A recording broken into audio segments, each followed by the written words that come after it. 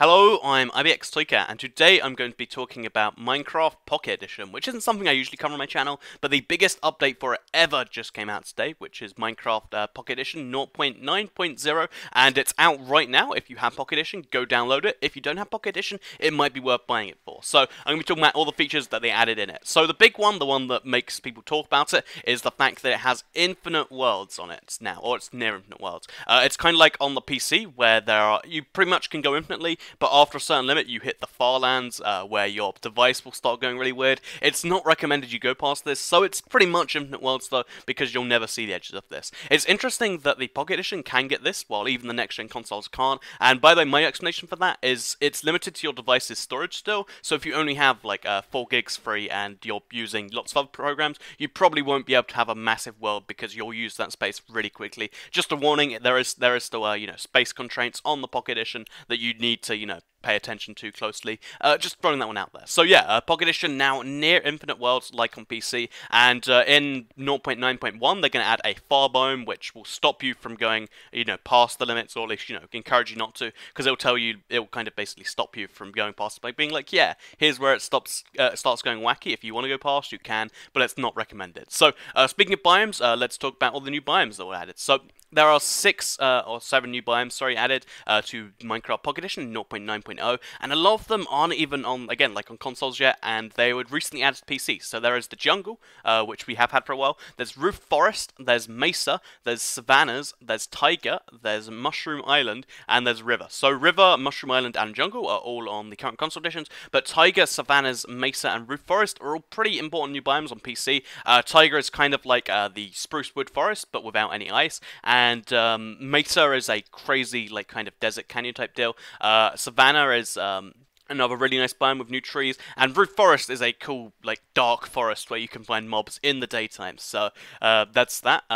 Next up, new mobs have been added too. So there is the villagers, which won't be able to be traded with just yet, and their AI is a little wonky right now, but they will be adding that soon, and they're kind of adding the villagers in to let you know that. But they don't really serve purpose right now. There are mushrooms, which is always useful. There's wolf, there's enderman, there's silverfish, and there's slimes. So you've got the slightly weirder hostile mobs with the enderman, the silverfish, and the slimes. But you've also got the wolf to help you fight against it, and you've got the mushroom to go with the mushroom island biome, which is really nice. Also, to go with the villager, there are 5 new generated structures, which really changed the game from being kind of just a flat, kind of boring landscape into being the full-on survival experience. So you've got caves, underground caves, which are actually optional in the Pocket Edition. You've got lava pools, you've got abandoned mine shafts, villages, and strongholds. So lots and lots and lots of stuff that makes the world much more interesting in survival. There seems to be a very, very big survival update as far as I can tell, which is of course useful on Pocket Edition, where a while ago it didn't even have survival, and now it's got all of this stuff. So but going into more stuff after the generate structures, we've got new blocks. So there's the diorite, the granite, and andesite in normal and polished versions, which all come from the new biomes. Mycelium, hardened clay, and stained clay in up to 16 colors. Red sand, which is confirmed for the mesa and plateau biomes. Podzol, endstone, packed ice, emerald ore, mob spawners, end portal frame, but it doesn't take you to the end just yet. It's kind of like in the console editions, where they just put the features in and then they finish them up later, so you know they're coming. And then there's creative inventory editions. There are only 3 of these, which is the bone, the raw beef, and the bowl, which previously weren't in the creative inventory for some reason. Then we're going to have the new trees, acai trees, dark oak trees, and jungle trees to go with the new biomes. New plants to go with the new biomes too. We've got vines, double tall grass, large fern, acacia sapling, jungle sapling, and dark oak sapling, which cannot be grown by bone meal for some reason. Then finally going into wood, we've got dark oak wood and acacia wood, of course coming from those previous trees.